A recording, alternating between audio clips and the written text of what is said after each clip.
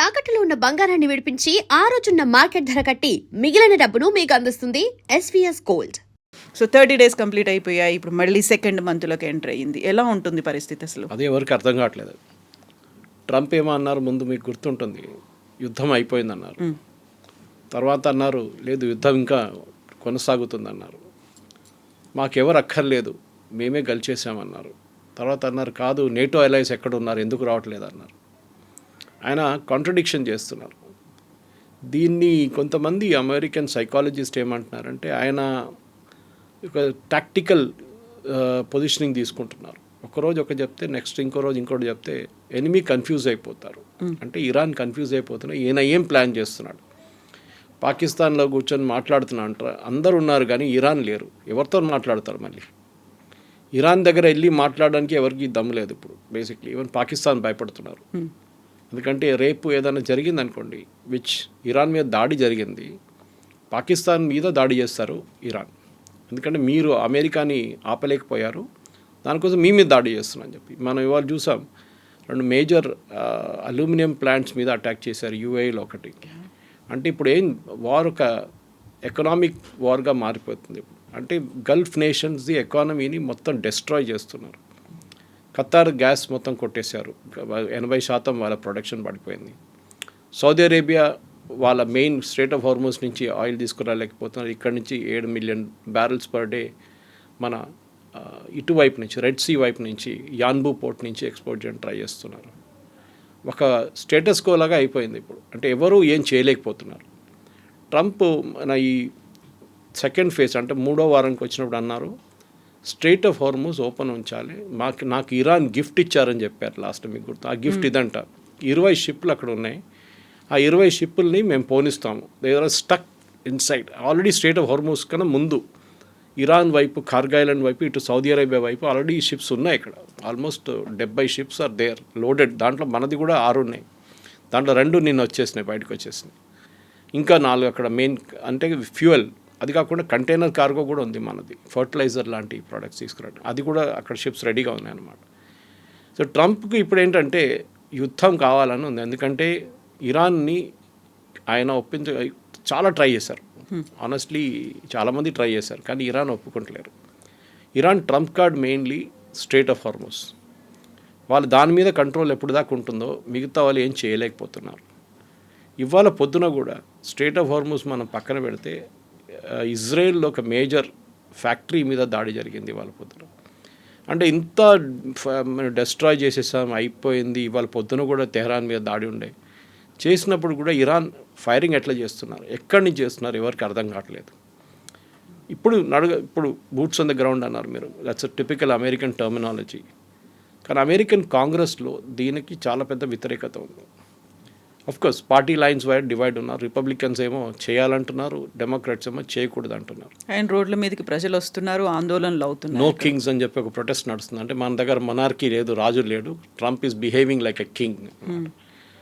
So ట్రంప్కి ఒక problem ఏంటంటే ఇప్పుడు ఆయన ఈయన బూట్స్ ఆన్ ద గ్రౌండ్ పెట్టారనుకోండి, డెఫినెట్గా ఒక 200 నుంచి 300 మంది అమెరికన్ సర్వీస్ మెన్ చనిపోతారు.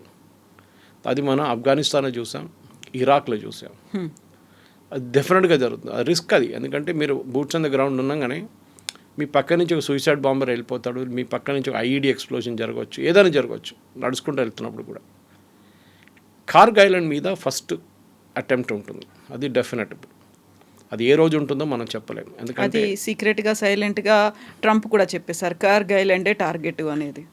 ఇంకొకటి కోస్టల్ ఏరియాస్. అంటే కార్గ్ ఐలాండ్ మీరు అప్రోచ్ అవుతున్నప్పుడు, ఆ కార్గ్ ఐలాండ్ ఇక్కడ ఉంటే యూఆర్ అప్రోచింగ్ లైక్ దిస్. ఈ సైడ్ ఇరాన్, ఈ సైడ్ సౌదీ అరేబియా, ఖతార్ ఇక్కడ ఉంటుంది. ఈ పొజిషన్లో మీరు వెళ్తున్నప్పుడు ఈ కోస్టల్ బ్యాటరీస్ అంటారు, ఇరాన్ వైపు ఉన్న ఈ చిన్న చిన్న షిప్స్, చిన్న చిన్న బోట్లు కానివ్వండి, సూసైడ్ బోట్స్ కానివ్వండి, అది కాకుండా అక్కడి నుంచి షోల్డర్ ఫైర్డ్ మిసైల్స్ ఉన్న కూర్చున్న వాళ్ళందరూ ఇటువైపు కూర్చుంటారు. వాళ్ళ దగ్గర ఒక అన్డిలైటింగ్ టెరైన్ ఉంది అక్కడ, దాంట్లో కేవ్స్ లాగా ఉంటుంది, గుహల్లాగా, దాంట్లో కూర్చుంటారు వీళ్ళు. సో ఎక్స్పెడిషనరీ యూనిట్ ఒకటి ఉంది వీళ్ళది. 82nd ఎయిర్బార్న్ డివిజన్ ఉంది. ఈ ఎయిర్బార్న్ డివిజన్ ఏం చేస్తారంటే బహుశా ఇప్పుడు వీళ్ళే ఈ కోస్టల్ బ్యాటరీస్ని ముందు కొడతారు. కోస్టల్ బ్యాటరీస్ అంటే ఒకటి వీళ్ళు సౌదీ అరేబియా వైపు నుంచి దాడి చేసి ఇరాన్ మీద దాడి చేస్తారు, త్రూ ఫైరింగ్. ఇటువైపు వీళ్ళు ల్యాండ్ అయి వెళ్ళి ఈ షిప్స్ కానీ చిన్న చిన్న బోట్స్ కానీ అక్కడ ఉన్న కోస్టల్ ఏరియాలో ఉన్న ఇరానియన్ ఈ రెవల్యూషనరీ గార్డ్స్ వాళ్ళ యూనిట్స్ ఉన్నాయి, దాన్ని డెస్ట్రాయ్ చేయడానికి ట్రై చేస్తారు.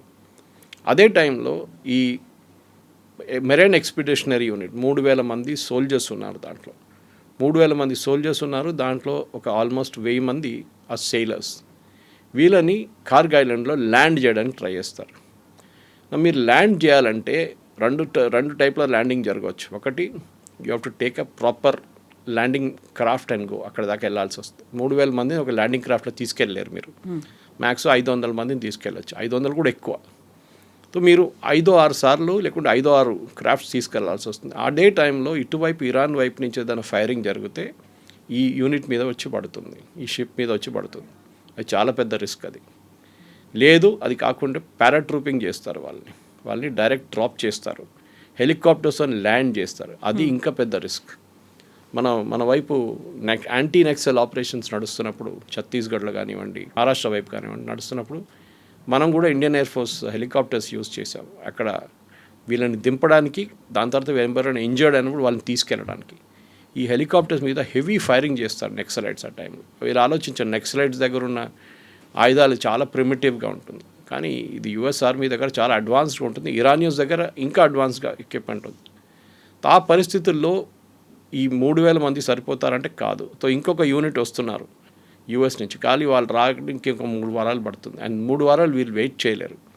ఇప్పుడు ఈ యుఎస్ఎస్ ట్రిపలి అని ఒక షిప్ మీద తీసుకొచ్చారు వీళ్ళని, ఈ 3,000. అది 3,000 మంది దాంట్లో వచ్చారు అంటే దాంతోపాటుగా ఇంత పెద్ద మిసైల్స్ కావచ్చు అన్నీ పట్టుకొచ్చారని ఎంత పెద్దగా ఉంటుంది అనేది we can imagine that. War scenario అర్థం కావట్లేదు నాకు ఇప్పుడు డిస్క్రైబ్ చేసింది ఒక సెనారియో అని అమెరికన్ మిలిటరీ ఎక్స్పర్ట్స్ అంటున్నారు. దట్ ఈస్ కోస్టల్ బ్యాటరీస్ని కొట్టడం ఇరాన్ వైపు ఉన్నది. అదే టైంలో సౌదీ అరేబియా వైపు నుంచి, ఖత్తర్ వైపు నుంచి వాళ్ళ బేసెస్ ఉన్నాయి, అక్కడి నుంచి they will consistently air attacks చేయబోతున్నారు ఇరాన్ అసెట్స్ మీద. అదే టైంలో డైవర్షనరీ టాక్టిక్గా అటువైపు నుంచి ఒక టీం కార్గ్ ఐలాండ్ వైపు వెళ్తుంది. ఇరాన్ వైపు నుంచి ఇప్పుడు మిసైల్ లాంచ్ చేస్తే ఏమవుతుంది, that is the biggest worry అమెరికాకి. సో ప్రెసిడెంట్ ట్రంప్ డిసైడ్ చేయలేకపోతున్నారు. ఆయనకి ఎప్పుడు టిపికలీ ఒక కమాండింగ్ ఆఫీసర్ కానీ మిగతా వాళ్ళు ఒక రేంజ్ ఆఫ్ ఆప్షన్స్ ఇస్తారు. మనం ఇది చేస్తే ఇది అవుతుంది, ఇది చేస్తే ఇది చేస్తుంది, వార్ సినారియో ఉంటుంది. ఈ పరిస్థితుల్లో ఇప్పుడు ట్రంప్ దగ్గర ఆప్షన్స్ ఏం లేవు ఎక్కువ. ల్యాండ్ చేస్తే ఒక 10-20% మంది చనిపోతారని, గాయపడతారని 100%. అదే టైంలో చేయకపోతే ఏం చేస్తారు? యుద్ధం ఎక్కడ ఆగుతుంది? ఇరాన్ ఏమంటున్నారు, మేమేం చేయట్లేదు, మేము అసలు ఇక్కడ వీళ్ళని ఎవరిని రానియము, మేము ఎవరి మీద దాడి చేయట్లేదు, మా మీద దాడి చేస్తే మేము చేస్తున్నాం అంతే. సేమ్ టైం ఇప్పుడు యుఏఈ చూడండి, ఖతార్ చూడండి, సౌదీ అరేబియా, కువైత్, బహ్రెయిన్ వీళ్ళందరి మీద దాడి చేశారు, డైలీ చేస్తున్నారు ఇప్పుడు కూడా. ఆ పరిస్థితుల్లో వీళ్ళు అటాక్ చేసినప్పుడు కార్గ్ ఐలాండ్ మీద డెఫినెట్గా ఇరాన్ కార్గ్ ఐలాండ్ మీద పాసిబ్లీ అటాక్ చేయరు. ఆ టైంలో వీళ్ళ ఇటువైపున సౌదీ అరేబియా కానీ యుఏఈ మీద కొడతారు. ఆల్రెడీ స్టార్ట్ అయింది చెప్పాను చూడండి, వాళ్ళ పొద్దున వాళ్ళ పెద్ద అల్యూమినియం ప్లాంట్ మీద కొట్టారు వాళ్ళు. అక్కడ ఎంతమంది గాయపడ్డారో చనిపోయారో తెలియదు, ఇంకా రిపోర్ట్స్ రాలేదు. అట్లాంటి పరిస్థితుల్లో ఇరాన్ ఎకనామిక్ అసెట్స్ని కొట్టడానికి వెళ్తే డెఫినెట్గా ఈ గల్ఫ్ అలైస్ యుఎస్ మీద ఇంకా ప్రెషర్ పెడతారు, మీరు ఏదైనా చేయండి అని. అక్కడ కూడా ఒక డివిజన్ ఉంది కవిత గారు. ఒక సౌదీ అరేబియా ఏమో ఇరానియన్ రెజ్యూమ్ని once and for all finish చేసేద్దామని చెప్తున్నారు. దానికి వాళ్ళు యుఎస్కి సపోర్ట్ ఎంత కావాలో సపోర్ట్ చేయడానికి ట్రై చేస్తున్నారు. ట్రంప్ నిన్న ఒక డెరగరేటరీ వర్డ్ యూజ్ చేశారు సౌదీ మొహమ్మద్ బిన్ సల్మాన్ గురించి. అది మనం ఇట్లాంటి బ్రాడ్కాస్ట్ వాడలేము. బేసిక్లీ ఏం చెప్పారంటే, నాకు వచ్చి రిక్వెస్ట్ చేస్తున్నారు, I'm using a very diplomatic word, డెస్పరేట్గా రిక్వెస్ట్ చేస్తున్నారు, ఏదైనా చేయండి అని చెప్పి సౌదీ అరేబియా చెప్తున్నారు. కానీ సౌదీ అరేబియా వాళ్ళకి రిస్క్ కూడా తెలుసు దీన్ని. వాళ్ళ ఎకనామిక్ అసెట్స్ మీద కొడితే మళ్ళీ వాళ్ళకు ఖతార్ లాగా వాళ్ళకు కూడా ఒక 5 సంవత్సరాలు పడుతుంది రికవర్ కావడానికి. మీరు సరే యన్బూ నుంచి మీరు 7 మిలియన్ బ్యారెల్స్ ఎక్కిస్తున్నారు డైలీ షిప్లలో, కానీ అక్కడ హూతీలు మొదలుపెట్టారు ఇప్పుడు గొడవ. నిన్నటి నుంచి హూతీలు కూడా స్టార్ట్ చేశారు. అక్కడి నుంచి ఏదైనా సౌదీ అరేబియన్ షిప్ కానీ ఏ షిప్ అయినా యూరోపియన్ వైపు వెళ్ళే లేకుంటే యుఎస్ వాళ్ళ అసెట్స్ ఉంటే మేము దానికి కొడతామని హూతీలు మొదలుపెట్టారు. ఇటువైపు లెబనాన్లో ప్రాబ్లం నడుస్తుంది. లెబనాన్లో సదర్న్ లెబనాన్ కంప్లీట్లీ ఆక్యుపై చేయాలని చెప్పి బెంజమిన్ నెటన్యాహు వాళ్ళ ఆర్మీకి ఆర్డర్స్ ఇష్యూ చేశారు. అది బేసిక్లీ ఒక బఫర్ జోన్ క్రియేట్ చేయడానికి, ఇజ్రాయెల్ లెబనాన్ నడిమిట్లో ఒక బఫర్ జోన్ క్రియేట్ చేయడానికి. ఇజ్రాయెల్ టాక్టిక్ ఈ యుద్ధంలో చాలా క్లియర్. వాళ్ళకి ఇరాన్లో ఈ రెజీమ్ ఉండకూడదు అంతే. I think among all the parties most clarity ఉన్నది ఇజ్రాయెల్కే. యుఎస్ డిసైడ్ చేయలేకపోతున్నారు యుద్ధం చేయాలన్నా వద్దా, బూట్స్ ఆన్ ద గ్రౌండ్ పెట్టాలన్నా వద్దా, ఎన్ని రోజులు మీరు ఇరానియన్ అసెట్స్ని డెస్ట్రాయ్ చేస్తారు. ఎందుకంటే అక్కడున్న ప్రజలు కూడా ఇప్పుడు యూఎస్ని సపోర్ట్ చేయట్లేదు. ఇనీషియల్ స్టేజ్లో ప్రజలు చాలా మటుకు రోడ్డు మీద వచ్చి ప్రొటెస్ట్ చేశారు. ఆ టైంలో help is on the way అన్నారు ట్రంప్. ఆ హెల్ప్ ఎప్పుడు రాలేదు. ఇప్పుడు ప్రజలు కూడా బయటికి రావట్లేదు. ఎందుకంటే మీరు వాళ్ళ ఎకనామిక్ అసెట్స్ మీద కొడుతున్నారు. వాళ్ళ పవర్ ప్లాంట్ మీద కొట్టారు, హెవీ వాటర్ ప్లాంట్ మీద కొట్టారు. ఇవాళ ఒక పొద్దున జరిగిన ఒక స్ట్రైక్లో they hit their water source. ఒక టెరిటరీలో, ఇరాన్ ఒక టెరిటరీలో వాళ్ళ మెయిన్ వాటర్ సోర్స్ మీద కొట్టారు. అప్పుడు ఎవరికి కష్టం, అక్కడ ఎవరికి ప్రాబ్లం, ప్రజలకి. వాళ్ళకి నీళ్ళు దొరకదు. సో వాళ్ళు అమెరికా వ్యతిరేకంగా ప్రొటెస్ట్ చేయడం మొదలు పెడతారు. Exactly opposite of what Trump wanted అనమాట. సో ట్రంప్కి ఒక catch-22 సిచ్యువేషన్లో వచ్చేసారు. ఇప్పుడు చేస్తే ప్రాబ్లం, చేయకపోతే కూడా ప్రాబ్లం. ఈ పరిస్థితుల్లో ఐ థింక్ నెక్స్ట్ ఒక 48 hours చాలా క్రూషియల్గా ఉండబోతుంది. యుద్ధం ఇట్లా పొడిగించుకుంటే ఎక్కువ రోజులు తీసుకెళ్ళలేరు అని అమెరికా కూడా చాలా క్లియర్గా తెలిసిపోయింది. ఇప్పుడు 5 days కాదు 10 days మేము ఎక్స్టెండ్ చేస్తున్నాం ఆ బ్రేక్ని అన్న తర్వాత మళ్ళీ ఇప్పుడు సరికొత్తగా ప్రతిపాదనలు ఇరాన్ వైపు నుంచే వచ్చాయి. 5 ప్రతిపాదనలు పెట్టారు ఈ సీజ్ ఫైర్ కోసమో లేకుంటే ఎండ్ కార్డ్ ఇవ్వడానికి అనే దాంట్లో. ఇందులో మళ్ళీ పాకిస్తాన్ ఉంది, టర్కీ ఉంది, ఈజిప్ట్ కూడా మధ్యవర్తిత్వం వహిస్తున్నాయి, ఇంక్లూడింగ్ సౌదీతో అనే మాట. ఎక్కడి దాకా వెళ్తుంది అనుకున్నప్పుడు ఇవన్నీ అవుతున్నాయి, డిస్కషన్స్, మీడియేషన్స్ ఇవన్నీ అవుతున్నప్పుడే మళ్ళీ బూట్స్ ఆన్ ది గ్రౌండ్ పంపిస్తున్నారు అంటే డౌట్ఫుల్గా ఉంది. ఎందుకంత డ్యూయల్ నేచర్ ఉంది, డ్యూయల్ స్టాండర్డ్స్ ఎందుకున్నాయి ట్రంప్ దగ్గర అనేది. కరెక్ట్, అదే ప్రాబ్లం. నేను చెప్పాను చూడండి, ట్రంప్ బోత్ వేస్ ఆయన ఇంగ్లీష్లో అంటారు బిట్న రాక్ అండ్ హార్డ్ ప్లేస్ అని. ఆయనకు అర్థం కావట్లేదు ఏం చేయాలని. ఇప్పుడు ఆయన బూట్స్ ఆన్ ద గ్రౌండ్ పెడితే చాలామంది చనిపోతారు. అమెరికాలో అది చాలా sensitive issue. At the same time ఆయన చేయకపోతే ఇరాన్ అంటారు మేమే యుద్ధం కలిసాం చూడండి, అమెరికా భయపడ్డారు మా మీద. అదే టైంలో Arab allies, Saudi Arabia, Qatar, Dubai అంటే యూఏఈ, వీళ్ళందరి మీద దాడి చేస్తున్న ఇరాన్ ఇప్పుడు కూడా వాడు ఆగట్లేదు. ఇజ్రాయెల్ మీద దాడి కొనసాగుతుంది. ఇంకా ఈ పరిస్థితుల్లో ఏం చేస్తారు? If you are in Trump's place, first of all మీరు ఏం చేస్తారు? యుద్ధానికే రారు. కానీ యుద్ధాల్లో వచ్చేసారు, మీరు దిగేశారు. ఇప్పుడు ఏం చేయలేము. ఇజ్రాయెల్తో పాటు మీరు వచ్చారు, ఆ ఆపర్చునిటీ దొరికింది, ఖమేనీ మొత్తం వాళ్ళని కొట్టేశారు. కానీ ఇరాన్ ఆగట్లేదు. మీరు ఇంత చేసినా కానీ 8500 బాంబులు వేసిన తర్వాత కూడా ఇరాన్ ఇంకా చదవట్లేదు. వాళ్ళు చాలా కూల్గా ఉన్నారు. వాళ్ళు రియాక్ట్ అవుతున్నారు. ఎట్లా రియాక్ట్ అయ్యారు అట్లనే రియాక్ట్ అవుతున్నారు వాళ్ళు. ఈ పరిస్థితుల్లో ఒక కమాండర్ ఇన్ చీఫ్కి ఆప్షన్స్ చాలా తక్కువ. ఒకటి, వాళ్ళ యుఎస్ కాంగ్రెస్ వైపు నుంచి కూడా ప్రెజర్ రావడం మొదలుపెట్టింది. ఎందుకంటే technically boots on the ground పెట్టాలంటే యుఎస్ కాంగ్రెస్ అప్రూవల్ కావాలి, అంటే వాళ్ళ పార్లమెంట్ వైపు నుంచి అప్రూవల్. అది తీసుకోలేదు ట్రంప్. ఇన్ఫాక్ట్ యుద్ధం నడిపించడానికి కూడా ట్రంప్కి ఆయన ఎమర్జెన్సీ పవర్స్ వ్యతిరేకంగా ఆయన యుఎస్ కాంగ్రెస్కి వెళ్ళాల్సి వస్తుంది. అక్కడ ఆయనకు డెఫినెట్గా తెలుసు చాలామంది ఆయనకు వ్యతిరేకంగానే ఓటేస్తారు, రిపబ్లికన్ వాళ్ళు కూడా. బికాజ్ అమెరికాలో వియట్నాం వార్ తర్వాత కవిత గారు చాలా సెన్సిటివ్ ఇష్యూ. వియట్నాం వార్ మొదలైనప్పుడు, వియట్నాం వార్ హిస్టరీ నేర్చుకున్న పిల్లలకు కూడా తెలిసింది, లేకుంటే పెద్దోళ్ళు ఆ టైంలో ఉన్న ఎల్డర్స్ కూడా తెలుసు చాలా మటుకు. 8500 ట్రూప్స్ని పంపించారు ఫస్ట్ వియట్నాంకి. ఇప్పుడు చూడండి, you can count the present lot. Already అక్కడ ఉన్నారు కొన్ని ట్రూప్స్. సౌదీ అరేబియాలో 8500 ఉన్నారు, ఖతార్లో ఉన్నారు, మీ అన్ని ప్లేసెస్లో అమెరికన్ ట్రూప్స్ ఉన్నారు. వీళ్ళేమనుకున్నారంటే ఈ 8500 మందితోని మేము వియట్నాంలో ఉన్న ఈ గెరిల్లా ఫోర్స్ని ఒక వారం లోపల ఫినిష్ చేసేస్తాం అనుకున్నాం. And by the time the war ended, ఆ యుద్ధం కంప్లీట్ క్లోజర్కి వచ్చినప్పుడు అమెరికా 150,000 మందిని అక్కడ దింపాల్సి వచ్చింది వియట్నాంలో. అప్పుడు కూడా ఓడిపోయారు. This is a major historical lesson అమెరికాకి తెలుసు. చాలామందికి ఇది భయం ఉంది. అమెరికాలో వియట్నాం అంటే ఇప్పుడు కూడా వెటరన్స్ చాలా తక్కువ ఉన్నారు. చాలామంది ఏజ్ అయిపోయి ఉంటుంది వాళ్ళది, they must be no more. కానీ అక్కడ వాళ్ళ సైకే లేదు ఉంది వియట్నాం అనగానే. ఇరాన్ కూడా ఇంకొక వియట్నాం అయిపోతుందో అని అమెరికాకి డెఫినెట్గా ఒక భయం ఉంది. అండ్ ఉంటుంది కూడా అది. ఎందుకంటే ఇరాన్ వైపు నుంచి వాళ్ళు దాడి చేస్తే ఎంతమంది చనిపోవడానికి సిద్ధంగా ఉన్నారని అడగట్లేదు, కానీ ఎంతమంది చనిపోతారని మనకు తెలియదు. 200 మంది ఏంటి, 10 మంది చనిపోతే కూడా it will become a big issue in America. And mid term polls దగ్గరకు వస్తున్నప్పుడు చాలామంది రిపబ్లికన్స్ ఇప్పుడు ఈసారి పోటీ చేయట్లేదు. టెక్నికలీ రిటైర్ అవుతున్నారు వాళ్ళు. సో ఎందుకంటే వాళ్ళకి తెలుసు పోటీ చేస్తే ఓడిపోతామని చెప్పి చాలామంది పోటీ చేయట్లేదు. సో అమెరికాలో రిపబ్లికన్ పార్టీకి చాలా టఫ్ టైమ్స్ ఉంది. ప్రెసిడెంట్ ట్రంప్ పోల్ రేటింగ్స్ తక్కువ 34% పడిపోయింది.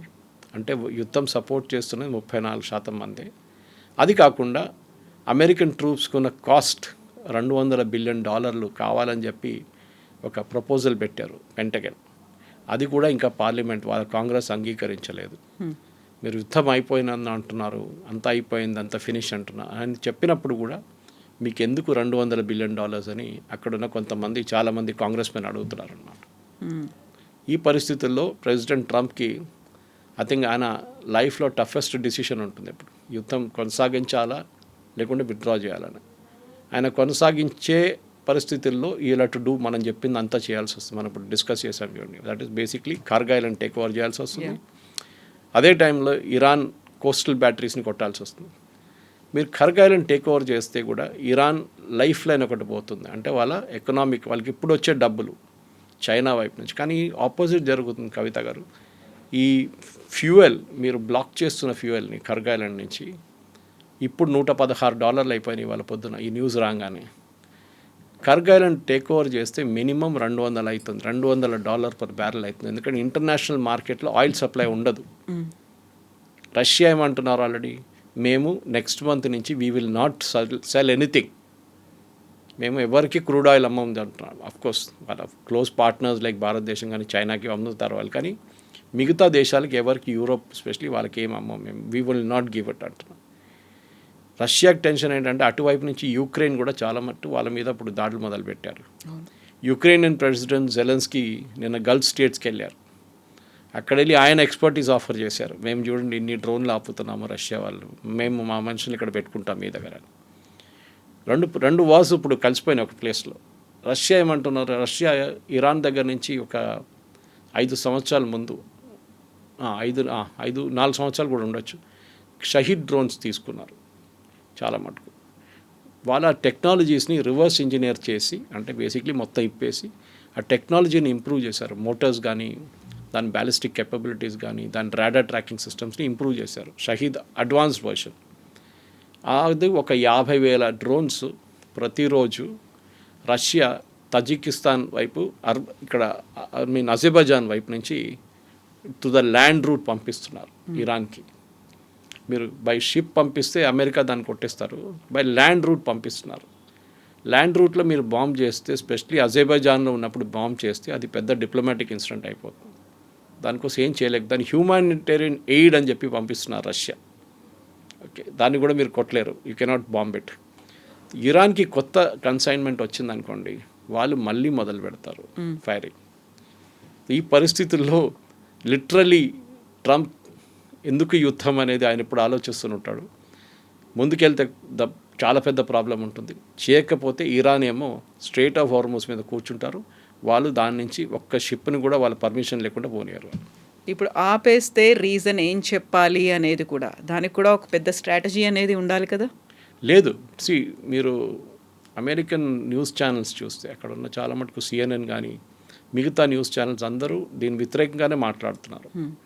ట్రంప్ అదే అంటున్నారు. ఆయన నిన్న కూడా ప్రెస్ కాన్ఫరెన్స్లో కానీ ఎయిర్ ఫోర్స్ వన్లో అదే చెప్పారు. ఏంటంటే మేము యుద్ధం గెలిచేసాము, అయిపోయింది, వీ ఆల్ నో ఇట్, అంటే మన అందరికి తెలుసు.